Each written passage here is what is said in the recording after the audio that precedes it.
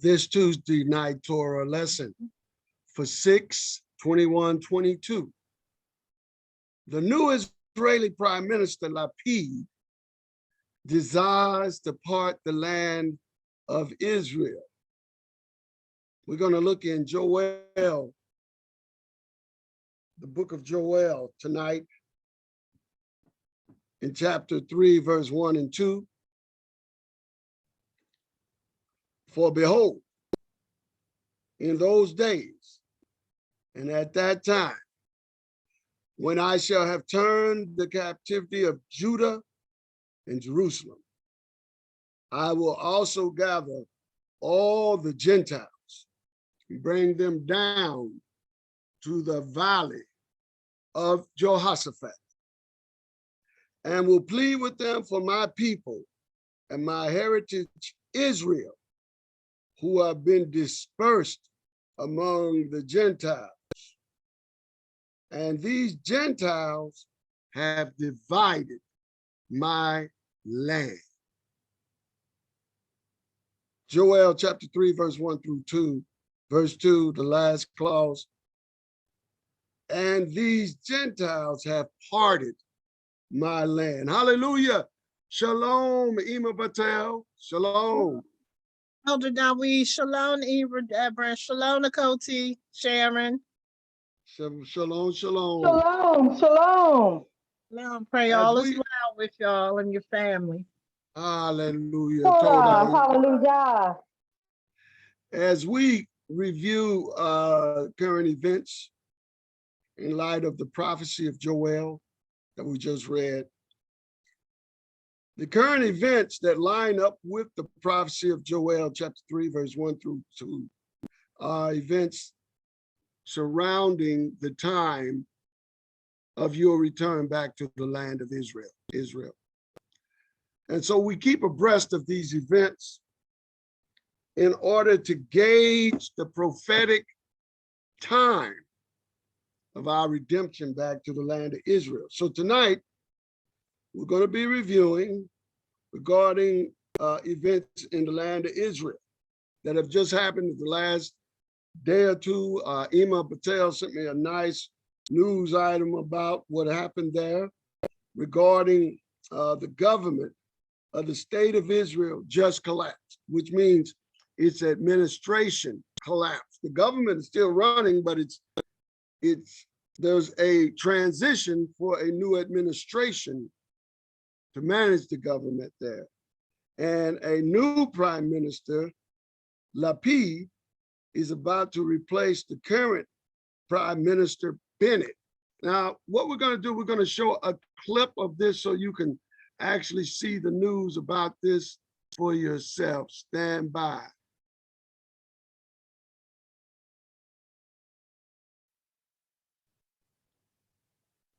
The Prime Minister, Naftali Bennett, has reached an agreement with his Foreign Minister, Yair Lapid, as negotiations to save the shaky coalition government hit deadlock. That means Israel will head to the polls for a fifth election in a little over 3 years. News that many Israelis have been expecting, but it is now official. They will be voting once again in another election. As part of the agreement, Yair Lapid will take over as Prime Minister. He'll be in the top job until a new government is formed. And we know that that may take some time, whether or not the election takes place sooner rather than later. We don't know when the election will happen. And as I say, this has been a long time coming. The coalition of Bennett's right-wing Yamina party, the Arab parties under Mansour Abbas, the New Hope party, Labour, Meretz, the left-wing parties have hit many disputes, and it seems that the coalition is no longer tenable. Well, we'll be speaking about that throughout the programme, but as I say, this is breaking news. This is literally just happened in the last few moments. Our senior international affairs editor, Owen Alterman, is here with me in the studio. And Owen, as I say, everybody was expecting this, weren't they? But they perhaps weren't expecting it to happen quite so soon.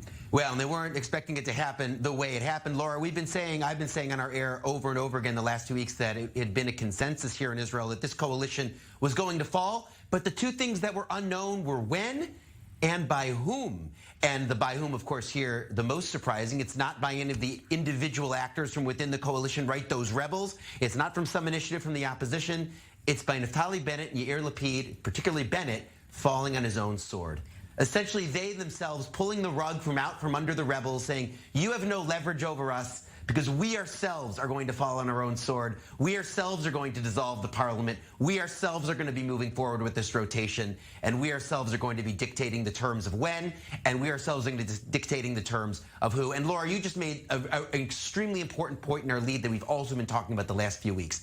Yair Lapid will now become interim prime minister again. This is the way the coalition agreement had been designed to work, right? That if members of the right-wing flank within the coalition were those who essentially led to the coalition falling, then it would be Lapid who led the center-left bloc. The other part of this coalition would become prime minister, the idea being that that would give each side an incentive to keep his or her own troops on board. But what that means is that Lapid will be interim prime minister. And again, importantly, Laura, he's not only prime minister until elections are held. He's prime minister until a new government is formed. And what we've learned, if we've learned nothing else about Israeli politics the last few years, it's not so simple to form a government in this country. And it could take more than one election cycle. And in principle, Lapid could be interim prime minister for an extended period of time. So a very, very important move, not just for the inner workings of Israeli politics, but for Israeli foreign policy, for the way the country is seen abroad, for who represents it abroad, for the Middle East. Of course, this is Middle East now, for the Middle East and for Israel's relations in the Middle East. So in a very, very important event in Israel and in the halls of the Israeli parliament that will, of course, have ripple effects outward. All right, I just want you to see the impact that's expected from this transition from the current Prime Minister Bennett to the incoming Prime Minister Lapid, how it affects a lot of things. And we're going to look at tonight from the book of Joel, how this affects the restoration of Judah back into the land. This is always the angle that we're going to review the news there, how it affects you and I here of the captivity of Judah in America.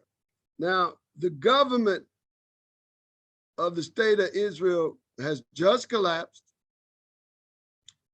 And as we just saw, the current Prime Minister Bennett has stepped down and replaced by Prime Minister Lapid.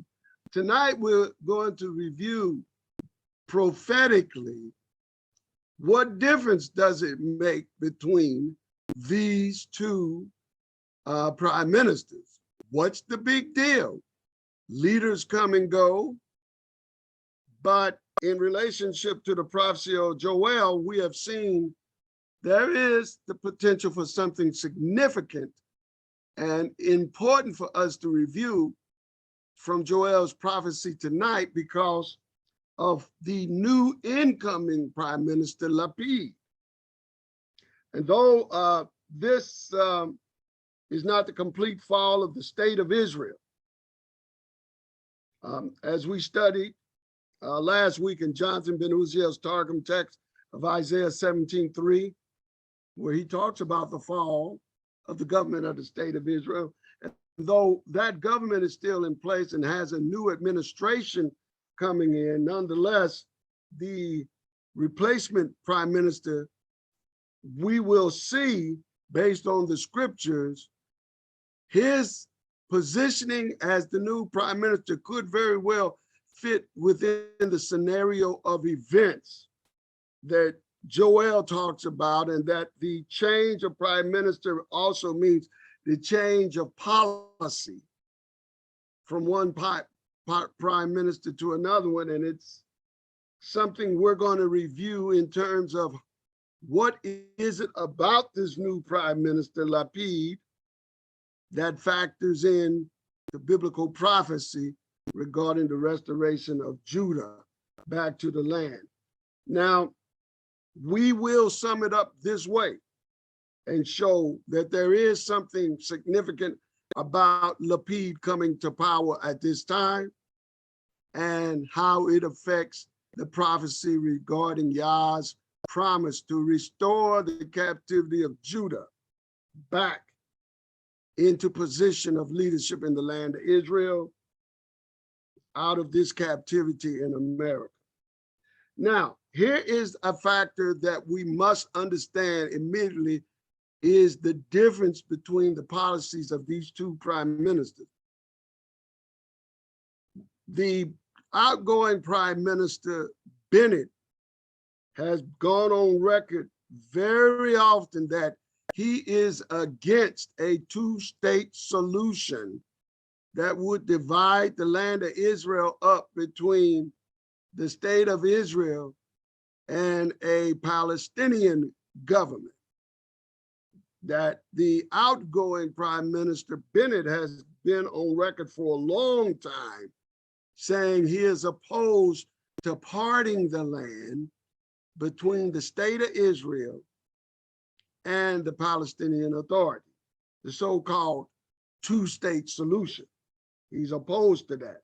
However, the incoming Prime Minister Lapid has officially announced long ago his support for a two-state solution for the state of Israel. He believes in parting or dividing the land between the state of Israel and a proposed Palestinian state. So it is interesting and it is important that he, Lapid, now comes to power, because this could very well be setting the stage of what Joel chapter 3, verse 1 and 2 is talking about. We do have a clip of Bennett saying he is for a two-state solution. And we also know, according to that is Lapid, not Bennett, but Lapid is for a two-state solution. And according to Joel chapter 3, verse 1 through 2, such an agreement to part or divide the land of Israel will occur just as Yah will bring again our captivity of Judah and Jerusalem back to the land of Israel. At that time, Yah will also demonstrate his wrath on those Gentiles who have parted and divided his land among themselves, as is currently being proposed by the new incoming Prime Minister Lapid. Again, the scriptures say, for behold, in those days and at that time, when I shall have turned the captivity of Judah and Jerusalem, I will gather also all the Gentiles and bring them down to the valley of Jehoshaphat and plead with them there for my people and my heritage Israel, who have been dispersed among the Gentiles, and these Gentiles have divided my land. So the fact that a new prime minister is stepping into leadership in the government of the state of Israel, and this is a new Prime Minister Lapid, who desires to divide and part the land. This is a significant factor to review prophetically and biblically as it relates to you, the children of Judah in this captivity. Lapid believes that imparting the land between the state of Israel and a proposed Palestinian state will solve a lot of problems for the state of Israel. Let me play a clip of his statement, his position on parting and dividing up the land. This is from Lapid, who's coming to be the new prime minister. Let me let you hear it from this report. Lapid continuing his meetings with world leaders in Brussels, Belgium, and while speaking of international ties, Israel's Foreign Minister Yair Lapid continuing his meetings with world leaders in Brussels, Belgium, and while addressing the EU Foreign Affairs Council for the first time in over a decade, Lapid officially declaring his support for a two-state solution. But Lapid is also claiming that a peace agreement will only work on the condition that a future Palestinian state be both democratic and peaceful with Israel. So what does this mean? Here to analyze is expert on the Middle East and U.S.-Israel. Okay, so Lapid has since last year officially, and that was a clip from last year, where he uncategorically announced his support for a two-state solution for the state of Israel and a proposed Palestinian state, that this is what he would stand to do when he would become prime minister. And according to Joel chapter 3, verse 1 through 2 that we just read, such an agreement to part the land of Israel will occur, just as Yah will bring again our captivity of Judah and Jerusalem back to the land of Israel, at the time when he will demonstrate his wrath and anger on those Gentiles who have parted his land among themselves, as is currently being proposed by the new incoming Prime Minister Lapid. Now, these current events cited in the book of Joel indicate that Yahweh is preparing to move his people of Judah and Jerusalem back to the land of Israel, because it says in the prophecy of Joel that when he prepares to bring his people back to the land of Israel, there will be a process in the land of Israel among the Gentiles to have divided up his land. And with that new Israeli prime minister, that now becomes a very real and present possibility. Also, in Ezekiel chapter 16, verse 1 through 2, if you go with your scriptures to Ezekiel chapter 16, verse 1 through 2, the word of Yah speaks to Jerusalem and the people of Judah.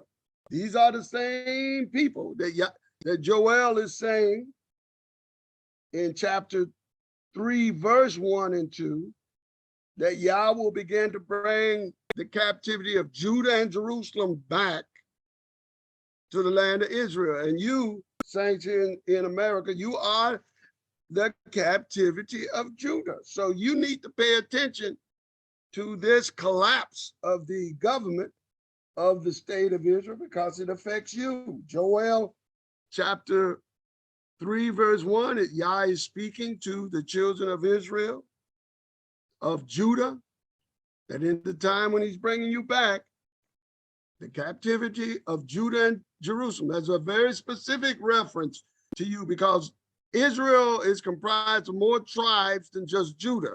But this is a reference specifically to the captivity of Judah in America, for that is who you are predominantly descended from, of all the tribes of Israel. Those of you in this captivity of America are predominantly descended from the tribe of Judah, and the capital of Judah was Jerusalem. In Ezekiel chapter 16, there's some insights in addition with the insights of Joel of events in the land of Israel, just when at the time when Yah is moving your captivity back to the land. And this current news event of the change of administration in the government of the state of Israel is in a position, it seems to be very similar to what Joel said would happen, that there would be a policy of parting the land in the land of Israel just before Judah returns. And it will be at the time that Joel says in chapter 3, verse 1 of his writing, it will happen at the time when Yah restores the captivity of Judah and Jerusalem. And Ezekiel chapter 16, verse 1 and 2, Yah says to the prophet, again, the word of Yah came unto me saying, Son of man, cause Jerusalem to know her abomination. So Yah in chapter 16 is speaking to Judah and the captivity of Jerusalem in chapter 16 of Ezekiel. And there's a lot more to that prophecy that relates to the prophecy in Joel. Because just as in Joel 3:1, it is Judah who are the exiles of the capital of Jerusalem that Yahweh is speaking to in Ezekiel 16. In Ezekiel 16:46, Yahweh says, when he brings Judah back to the land, it will be parted between Samaria and Sodom. Verse 46 says this in the Septuagint version: your elder sister who dwells on thy left hand is Samaria, she and her daughters, and thy younger sister that dwells on the right hand is Sodom and her daughters. Ezekiel chapter 16, verse 46, Septuagint version. Now, Samaria was the capital of the northern kingdom of Israel, which was called Ephraim. Now, Jonathan ben Uziel Targum text of Isaiah 17:3 calls the current government of the modern state of Israel Ephraim. And we have described and explained this in previous broadcasts that are up on YouTube for further reference. We don't have time to go into depths and details as to why. We refer you to look at a few of our videos, particularly on YouTube, on the Apocalypse Millennium channel, and you'll be able to look at more of the details of that as to why and that is the case. And we would urge you to review from there. Now, this is what he says regarding what was also called Ephraim, whose capital was Samaria. Jonathan ben Uziel, Targum text of Isaiah 17:3 says regarding the state of Israel, he calls it Ephraim. He says the government will cease from Ephraim and the kingdom from Damascus, and the remnant of the solitary ones from Syria, and their glory shall be as the glory of the children of Israel, saith Yahweh of hosts. This is the Targum text of Isaiah 17:3. So according to Ezekiel 16:46, Samaria, which is called by Isaiah Ephraim,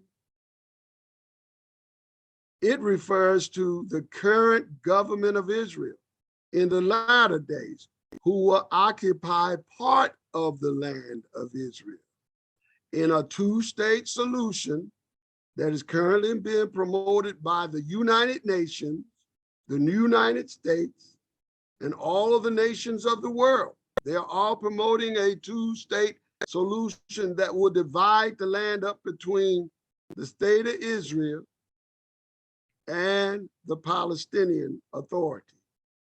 Now this new prime minister, contrary to the previous prime minister Bennett, who's stepping down, the new prime minister Lapid, who's stepping up, has already served notice. He is for dividing and parting the land of Israel in a two-state solution.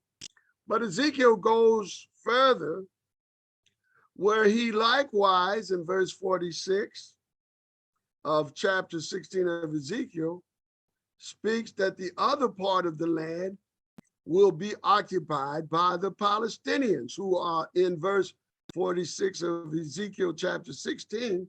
He calls the Palestinians Sodom, because they are the remnant of the survivors of Sodom through Lot's children, Moab and Ammon. Let me repeat that to drive our point home.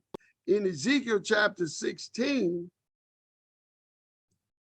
we saw in verse 46 that he calls the current state of Israel Samaria, which was the ancient capital of the northern kingdom of Israel, which was also called Ephraim, of which the prophecy of Isaiah 17 verse 3 said would fall. But Ezekiel calls the current Palestinian population in Israel Sodom, because they are the remnant of the survivors of Sodom through Lot's family and through Lot's children called Moab and Ammon. This is the primary lineage of the Palestinians. So in Ezekiel chapter 16, verse 53 through 55, Sodom is the Palestinians. And in verse 53, Samaria, the state of Israel, is the state of Israel. Samaria is the state of Israel. And both the Palestinians and the state of Israel are called, the Palestinians are called in Ezekiel's prophecy, Sodom, not so much because of immorality per se among them, but because of their descent as the survivors of ancient Sodom. Remember, it was only Lot's family who escaped Sodom, and then from Lot's family came the two nations of survivors of that destruction, which were Moab and Ammon, Lot's sons. And Samaria, as we've already said, was the capital of northern Israel, and northern Israel was also called Ephraim in Ezekiel chapter 16, verse 3.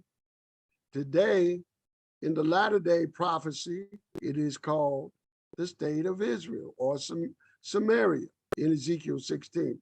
I will read to you Ezekiel chapter 53, 54, and 55, which describes that both Sodom, which are the Palestinians, and the state of Israel must be present in the land before Yah restores Judah back to the land. That Sodom, which are the Palestinians, and Samaria, or Ephraim, which is the state of Israel, they must both be present in the land before he restores you, Judah, back in the land. This is what Ezekiel says in verse 53, 54 through 55 regarding this. Verse 53, Yah says, when I shall bring again their captivity, the captivity of Sodom and her daughters, that's the Palestinians, and the captivity of Samaria and her daughters, that's the state of Israel. Then I will bring again the captivity of thy captives in the midst of them. That's the captivity of Judah and Jerusalem that you represent. Then Yah says in verse 54, why is Yah bringing back Sodom to the land, the Palestinians? Why has he brought back Samaria, the state of Israel, into the land? Well, Yah says he did this in verse 54, that you, Judah, you, Jerusalem, that thou mayest bear thine own shame. Why? Because in chapter 16, Yah says, as bad as the Palestinians have been, who he calls Sodom, as bad as the state of Israel has been, who he calls Samaria, you, Judah, have been worse than both of them. You kill up your young by abortion. You're the leading killers of your own children by abortion. You are the leading killer of each other by your own weapons of destruction. You are a immoral, homosexual-based influence people now. You are allowing all kinds of perversities of disrespect of your youth to your adults and to your elders. You are siding with the decadency of the ungodly of this world and putting them into office to enact ungodly principles and proofs. Yes, you, Judah, Yah says you have acted worse than Sodom. You have acted worse than Samaria, the capital of ancient northern Israel, where you had people like Ahab and his wife Jezebel. He said, you, Judah, are worse than them with your involvement with hoodoos, your involvements with Obia in Jamaica, your involvement with voodoo in Haiti, your involvement with hoodoos and other voodoos throughout your history, your involvement with psychics, fortune tellers, horoscopists, astrology. I can go on and on. Yah says you are worse than these who you hate, who you repute, who you disregard. You spread more of your own blood in your own streets than any other people is killing among you. Yah said, I brought Sodom back.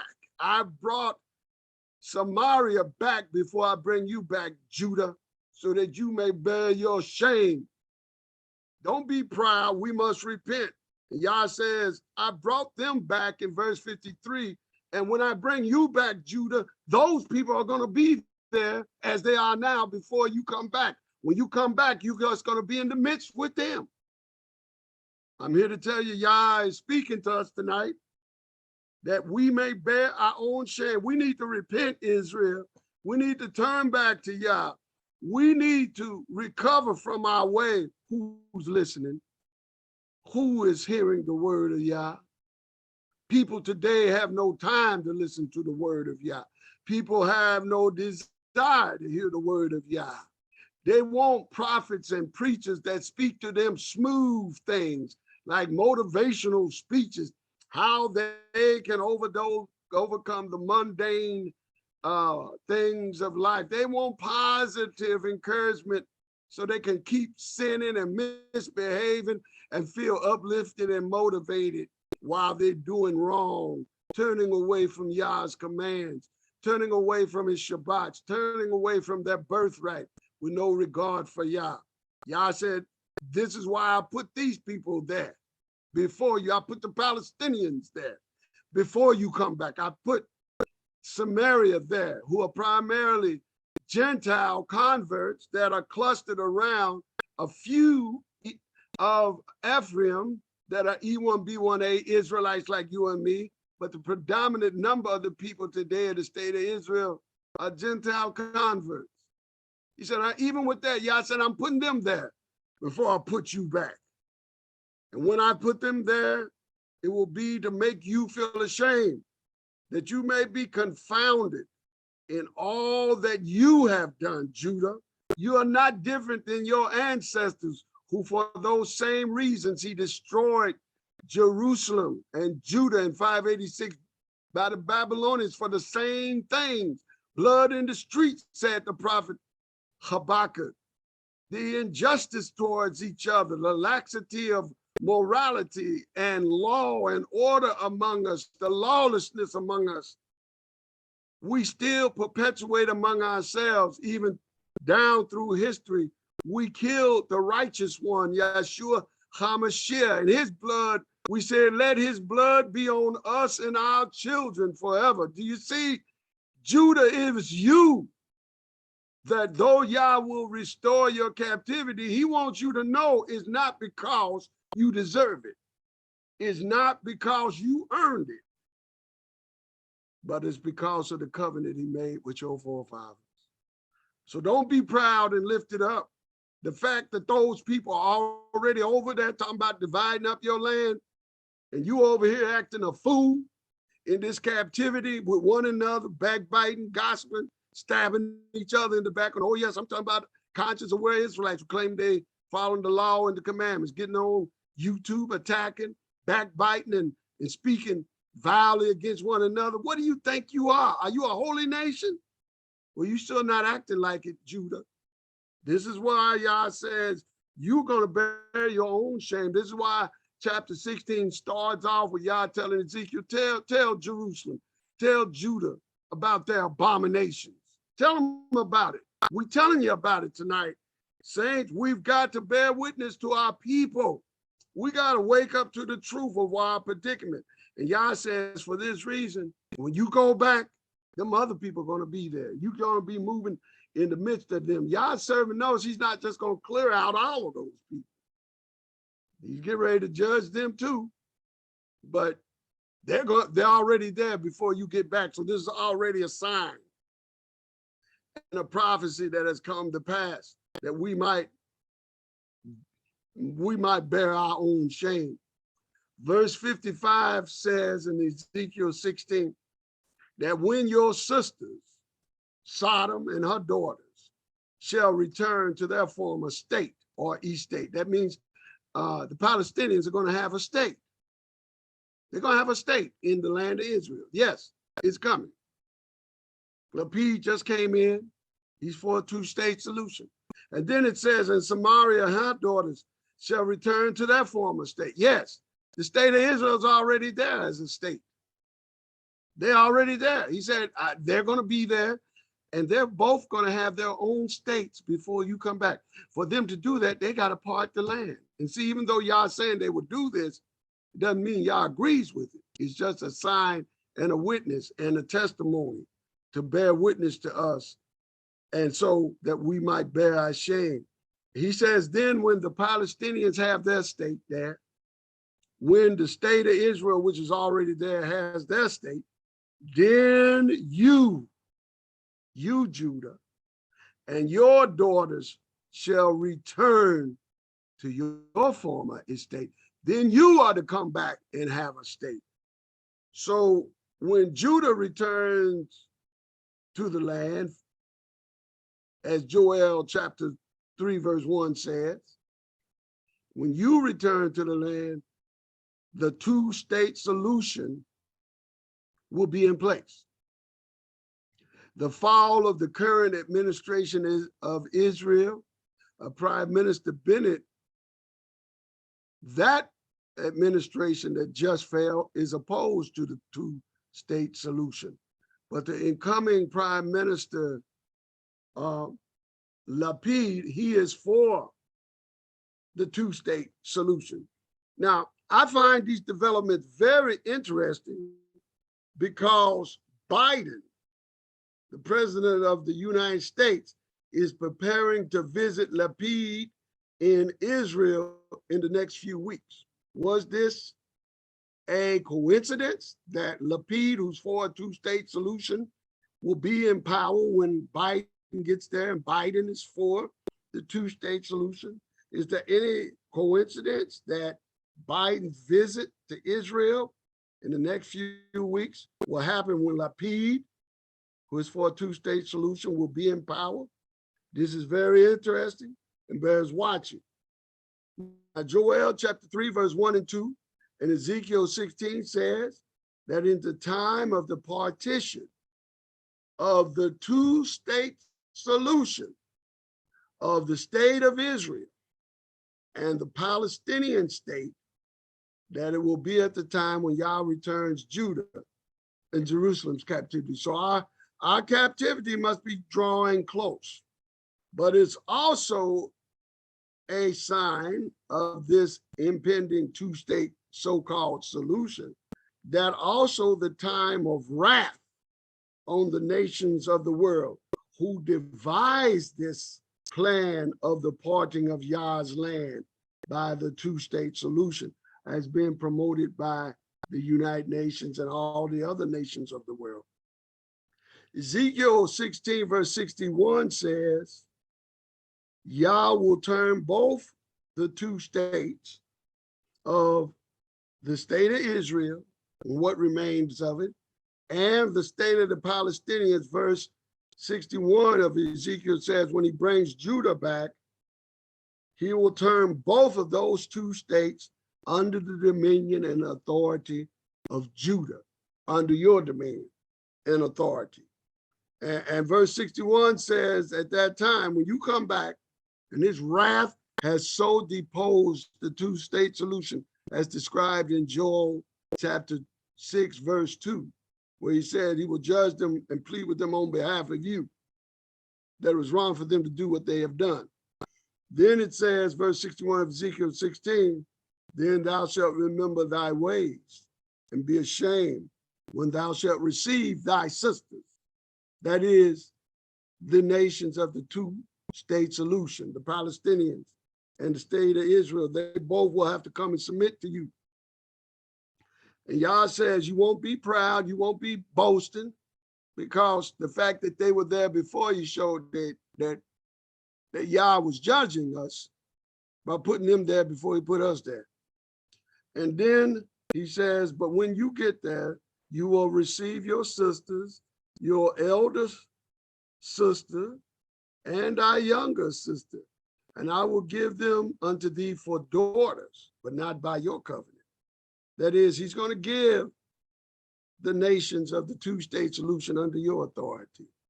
The state of Israel and the Palestinian authority. He said, I'm going to give them to you. You're going to rule over both of them. Yah will give both of them into the control of Judah. For Yah says in Ezekiel 16, verse 60 through 63, that he will make an everlasting covenant with for Judah to rule in the land of Israel at that time. Verse 59 said, for thus saith Yah Elohim, I will even deal with you as you have done, which have despised the covenant in breaking the covenant. Therefore, I will remember my covenant with you in the days of your youth, and I will establish unto you an everlasting covenant.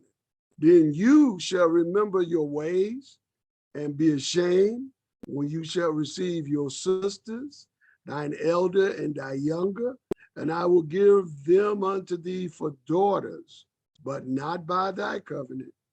And I will establish my covenant with thee, and thou shalt know that I am Yahweh, that thou mayest remember and be confounded, and never open thy mouth anymore because of thy shame, when I am pacified toward thee for all that thou hast done, saith Yah Elohim.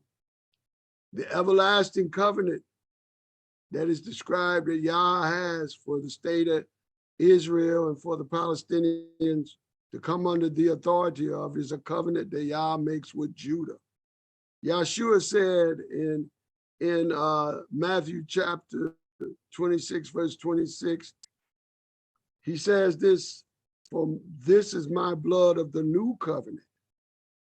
That is, he said, I've got blood, my sacrifice of a new covenant, which involves salvation and deliverance from our iniquity and sin as a nation, but it also is for a covenant of our right and manifest destiny to rule the whole land of Israel. And those that parted the land must submit to that authority that Yah made by covenant with Judah. With the current state of affairs and the government, the new incoming administration of Lapid, this may very well be a sign that that time for Judah's recovery and redemption must be near. Hallelujah, hallelujah. Yah bless you, saints. And now we're going to Hallelujah.